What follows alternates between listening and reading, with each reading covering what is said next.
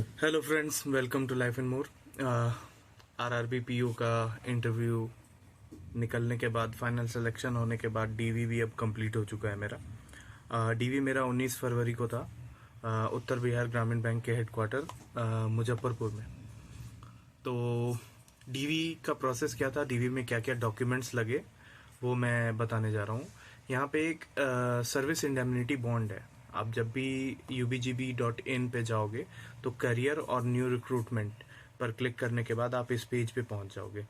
यहाँ पे पहुंचने के बाद आपको यहाँ पे बहुत सारे फॉर्म दिखेंगे जो डॉक्यूमेंट वेरिफिकेशन के लिए ज़रूरी होता है। तो यहाँ पे आपको जो सर्विस इंडेमनिटी बॉन्ड दिख रहा है, ये ज्वाइनिंग के समय लेके जाना रहता है, डीवी के समय नहीं। इंडेमनिटी बॉन्ड में आपको क्या करना रहता है वो यहाँ पे मैं दिखा रहा हूँ। ये है सर्विस इंडेमनिटी बॉन्ड। यहाँ पे आपको 1000 के नॉन जुडिशियल स्टाम्प पेपर पे आपको ये सारी चीज़ें लिखवानी है, जो कि इस प्रकार है। यहाँ पे जो लिखा हुआ है वो लिखवाना रहता है। ये एक्चुअली 2021-22 का है, जो 2021 में दिया था, 22 में जिनका रिजल्ट आया था उनका है ये।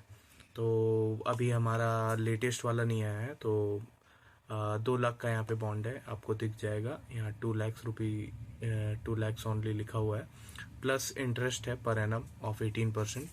ये भी पे करना पड़ता है अगर आप कहीं और चले जाते हो।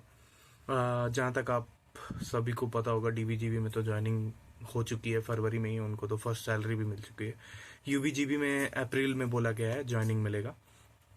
तो ये एक सर्विस इंडेमनिटी बॉन्ड है जो कि आपको ज्वाइनिंग के समय लेके जाना है, डीवी के समय नहीं लेके जाना है, बस इतना ध्यान रखिएगा।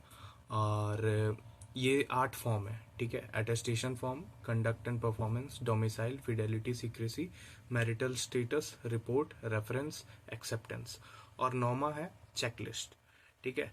अटेस्टेशन फॉर्म तो मतलब बाकी आप जितने भी फॉर्म है ना, ये सभी के 3 कॉपी आपको लेके जाना है, चेकलिस्ट को छोड़ के।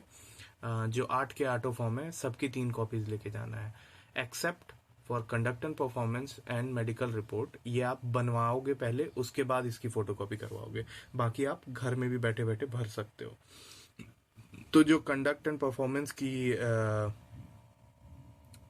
फॉर्म है, इसमें 2 फॉर्मेट दिया हुआ है। एक जो एम्प्लॉय है और एक जो फ्रेशर है, ठीक है। ये एम्प्लॉय वाले का है और ये candidates who are not working. तो इसमें आपको किसी भी गैजेटेड ऑफिसर या ब्रांच के मैनेजर से साइन करवा लेना है, और आपका एक कैरेक्टर सर्टिफिकेट बन गया। और दूसरा कैरेक्टर सर्टिफिकेट जो है आपको स्कूल का बनवाना रहता है। तो मेरा डीवी कंप्लीट हो गया है, लेकिन मैंने मेडिकल रिपोर्ट में सिविल सर्जन का साइन नहीं करवाया था।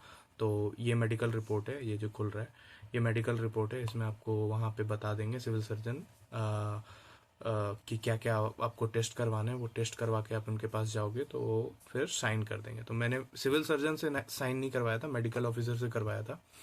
तो बाद में मुझे डिक्लेरेशन फॉर्म भरना पड़ा कि ज्वाइनिंग के समय मैं ले आऊँगा। हालांकि मेडिकल वहाँ पे जो डिक्लेरेशन फॉर्म भराया जा रहा था उसमें लिखा हुआ था कि आपको 15 डेज के अंदर लेके जाना है, लेकिन अभी मेरा हो नहीं पाया है, तो मैं तो ज्वाइनिंग के समय ही लेके जाऊंगा। बाकी अगर दिक्कत होगी तो बताऊंगा, हालांकि दिक्कत तो नहीं होनी चाहिए। तो ये सारा फॉर्म है, ठीक है। इसमें आपको इंडेमनिटी बॉन्ड नहीं लेके जाना है। 8 फॉर्म है, ये सबको घर से भर के लेके जाना, 2 को छोड़ के। कंडक्ट एंड परफॉर्मेंस जो आप बनवाओगे और मेडिकल रिपोर्ट जो आप बनवाओगे, ये सभी की 3-3 कॉपी होनी चाहिए, ठीक है। सबको या तो आप 3-3 कॉपी करके सभी को भर लो, या एक पे भर लो और बाकी सब फोटो कॉपी करवा लो, ठीक है। ये होने के बाद अब डॉक्यूमेंट्स में बता देता हूँ। एक सेकेंड। हाँ, एप्लीकेशन फॉर्म जो आपने भरा था उसकी 3 कॉपीज ये ज़रूरी है, ठीक है। ईमेल जो आया है आपको डीवी के लिए, उसकी एक फ़ोटोकॉपी। इंटरव्यू की कॉल लेटर है, उसकी एक कॉपी। एजुकेशनल डॉक्यूमेंट्स आपका 10th 12th graduation, post graduation अगर आपने किया है तो वो सभी की 3-3 कॉपीज चाहिए, ठीक है। अगर आप SC ST PWD EWS के से बिलोंग करते हैं तो उसकी सर्टिफिकेट की 3 कॉपीज चाहिए। आधार की 3 कॉपी, पैन की 3 कॉपी, और सिबिल स्कोर ये आपको लेटेस्ट होना चाहिए, 10 दिन से पुराना नहीं होना चाहिए, इसकी 3 कॉपी। और फॉर्म 1 to 8 है, इसकी 3 कॉपीज। आप अभी आपने देख ही लिया 8 फॉर्म कौन कौन से थे। ये सभी कराने के बाद आपका डॉक्यूमेंट वेरिफिकेशन स्मूथली हो जाएगा, ज़्यादा समय नहीं लगेगा। जो प्रॉब्लम होगा वो वहाँ पे जाके आपको पता चलेगा अगर कुछ प्रॉब्लम रहा तो इसी तरह से डॉक्यूमेंट वेरिफिकेशन कंप्लीट हो गया मेरा। मुजफ्फरपुर में था और चाय नाश्ता भी मिला, ऐसा नहीं था कि नहीं मिला, बट लेट से मिला। हमारा डीवी होते होते 7 तो बज ही गया था, 8 o'clock होने वाला था, तब तक मेरा कंप्लीट हो गया था।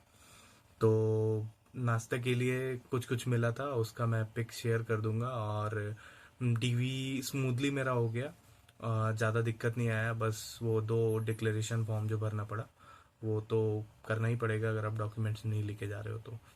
और बाकी आपको निकाला नहीं जाएगा। बहुत सारे बच्चे ऐसे डरते हैं कि अभी भी कुछ चांसेस है निकालने के, तो निकाल सकते हैं वो, लेकिन ऐसा कुछ है नहीं। तो आपको बस कॉन्फिडेंट रहना है। ये सारी चीज़ें जो मैंने बताई है, अगले अगर आप 2025 में कहीं ज्वाइन करते हो तो ये चीज़ों को ध्यान में रखना, सिलेक्शन के बाद डीवी में आपको दिक्कत नहीं होगी। और 19 को मेरा डीवी हुआ था, 27 को मेरा IBPS PO का इंटरव्यू था। तो उसके बारे में मैं अलग से वीडियो बना लूँगा और उस पर मैं शेयर कर दूँगा। और जहाँ तक बात है, अभी 2 रिज़ल्ट आना बाकी है IBPS PO की, जिसका डेट कंफर्म है, 1 अप्रैल को आएगा।